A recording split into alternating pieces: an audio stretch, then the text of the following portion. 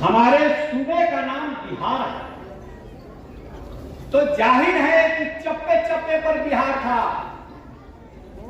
इंसान ने अपनी डायरी में लिखा है कि इस पटना में 100 बिहार थे, 100।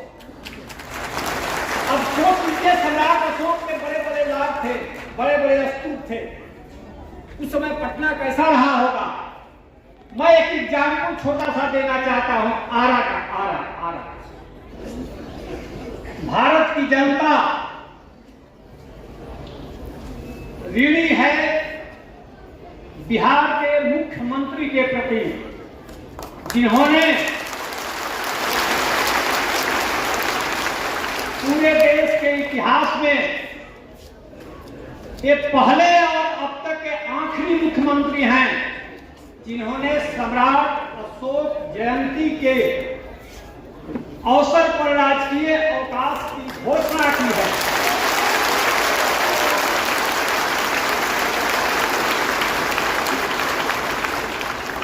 वो सम्राट जिसकी हुकूमत 52 लाख पर किलोमीटर में चलती थी और दुनिया का सैकड़े 33% लोग उसके साम्राज्य में रहते थे। और प्राचीन काल में सम्राट अशोक ने कन्वेंशन कराने के लिए पाटलिपुत्र में अशोकाराम बनवाया था, और आधुनिक काल में माननीय मुख्यमंत्री ने अशोक कन्वेंशन सेंटर बनवाया।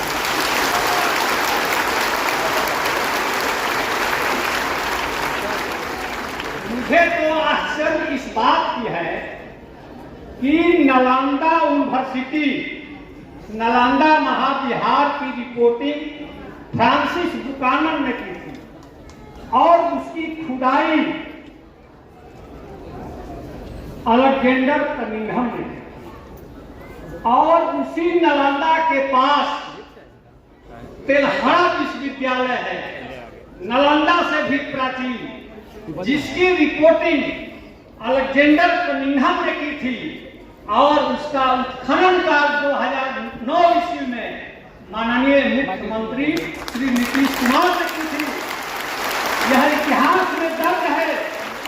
मैं तो कहता हूं कि इस दुनिया में जब माननीय मुख्यमंत्री जी ने जन्म तिथि की घोषणा की थी, भारत के इतिहासकारों में तूफान मच गया था कि कोई इतिहासकार नहीं जानता है कि सम्राट अशोक की जयंती कब पड़ती है, तिथि नहीं मालूम, तो मुख्यमंत्री को कैसे मालूम हुआ? अरे भाई, आप सम्राट अशोक के आदर्शों पर, सिद्धांतों पर चलिएगा तब न जानिएगा कि सम्राट अशोक की जन्म तिथि कब है। ये हवाई इतिहास लिखने से कोई नहीं जानेगा। भारत नहीं, आपको इस मंच के माध्यम से मैं बोलना चाहता हूं कि सम्राट अशोक के सिद्धांतों को अपनाने के लिए दुनिया के बड़े बड़े राजाओं के बीच में होड़ लगी थी। श्रीलंका के राजा तीस, जिसने अशोक के जमाने में ही देवानम पिय की उपाधि धारण की थी, और चीन का राजा लियांग उटी, चीन का राजा जिसको चीन का सम्राट अशोक कहा जाता है, चाइना में सम्राट अशोक का मंदिर बनवाया था, और वो मंदिर आज भी है। ये बात 6वीं शताब्दी ईस्वी की मैं कह रहा हूं। और 12वीं सदी में कंबोडिया का राजा जयवर्मन सप्तम, नाम नोट कर लीजिए, जयवर्मन सप्तम कंबोडिया का राजा 12वीं सदी में चैत्र शुक्ल अष्टमी को सम्राट अशोक की जयंती मनाता था, और वो भी 7 दिन। यह वर्ल्ड के हिस्ट्री में रिकॉर्ड है, और भारत के इतिहासकारों को नहीं पता है।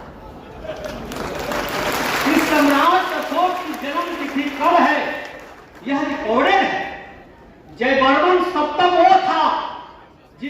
बंगाल की खाड़ी से लेकर के चाइना तक अस्पतालों की श्रृंखला बनाई थी, और सम्राट अशोक ने बंगाल की खाड़ी से लेकर के सीरिया तक अस्पतालों की श्रृंखला बनाई थी। यह भी वर्ल्ड हिस्ट्री में, विश्व इतिहास में दर्ज है। चूंकि मेरा व्याख्यान रिकॉर्ड हो रहा है, यह मैं जानता हूं, और यह भी जानता हूं कि मैं प्रोफेसर के रैंक पर हूं, इसलिए पूरी बात मैं होशो हवास के साथ कह रहा हूं। ये भारत के इतिहासकार जिन्होंने घूरा पर से उठा करके मूड़ा को लाया और कहा कि यहीं से मौर्य है, व्याकरण नहीं मालूम है, ग्रामर नहीं मालूम है कि भला मूरा से मौर्य शब्द कैसे बनेगा, न पाली में, न प्राकृत में, न संस्कृत में।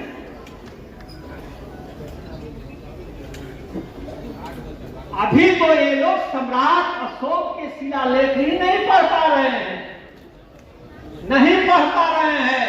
मैं उसको सीधे पढ़ता हूं। बहुत सारे इतिहासकारों ने लिखा, देवानाम प्रिय, देवताओं के प्रिय राजा अशोक। मैंने सोचा कि जरा पढ़कर हम भी देखें। अरे भाई, वो सम्राट अशोक ने उसको प्राकृत भाषा में लिखा है, तो वो देवानाम प्रिय नहीं, ये तो संस्कृत भाषा का शब्द हो गया। देवानम प्रिय लिखा हुआ, देवानम पी, और वहां देव का मतलब है अरहत, बुद्ध, बुद्ध प्रिय राजा अशोक, देवानम प्रिय का अर्थ हुआ। ये नहीं कि देवताओं के प्रिय राजा अशोक। अशोक के जितने भी शिलालेख हम लोग को मिले हैं, किसी पर किसी देवी देवता का उल्लेख नहीं है। अगर है तो वो केवल बुद्ध का ही है। एक बात ध्यान आ गया, यहां एक मोहल्ला है भिखना पहाड़ी, पटना में। क्योंकि मुख्यमंत्री यहां उपस्थित हैं, इसलिए मैं यह बात कह रहा हूं कि भिखना पहाड़ी क्या है। भिखना पहाड़ी जो मोहल्ला है, वहां पर सम्राट अशोक ने एक पहाड़ी बनवाई थी अपने छोटे भाई को रहने के लिए। वो राजगीर के गिरधपुर पर रहते थे सम्राट अशोक के छोटे भाई। लेकिन बाद में जो राजकुमार महिंद थे, सम्राट अशोक के बेटे महिंद, जिसे हम लोग संस्कृत में महेंद्र कहते हैं, महेंद्र उनका नाम नहीं था, महिंद था, तो वहीं रहते थे। 1894 ईस्वी में, 1892 ईस्वी में लॉरेंस वार्डेल ने उसकी जांच की थी, भिखना पहाड़ी। वो रिटन किताब है अंग्रेजी में। तो वो क्या देखे वहां कि भिखना पहाड़ी एक पहाड़ी थी। ये 1892 की बात है, बहुत समय नहीं बीता। तो एक पहाड़ी थी, या पहाड़ी के ऊपर भिखना कुंवर की पूजा होती थी।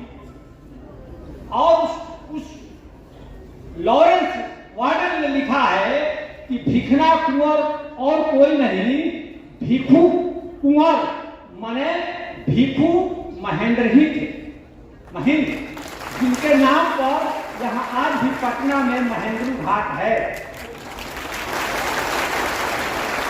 वो आदमी बौद्ध धर्म के प्रचार के लिए श्रीलंका चला गया, और आज भी थेर महेंद्र का की समाधि वहां श्रीलंका में मौजूद है, आज भी। लेकिन हम भारत के लोग थेर महिंद के नाम पर पटना में कोई भी स्मृति चिन्ह नहीं बनवा सके। यह दुखद तथ्य है। हमारे सूबे का नाम बिहार है, तो जाहिर है कि चप्पे चप्पे पर बिहार था। इंसान ने अपनी डायरी में लिखा है कि इस पटना में 100 विहार थे, 100। अब सोच लीजिए, सम्राट अशोक के बड़े बड़े लाभ थे, बड़े बड़े स्तूप थे। उस समय पटना कैसा रहा होगा? मैं एक एग्जाम्पल छोटा सा देना चाहता हूं, आरा का।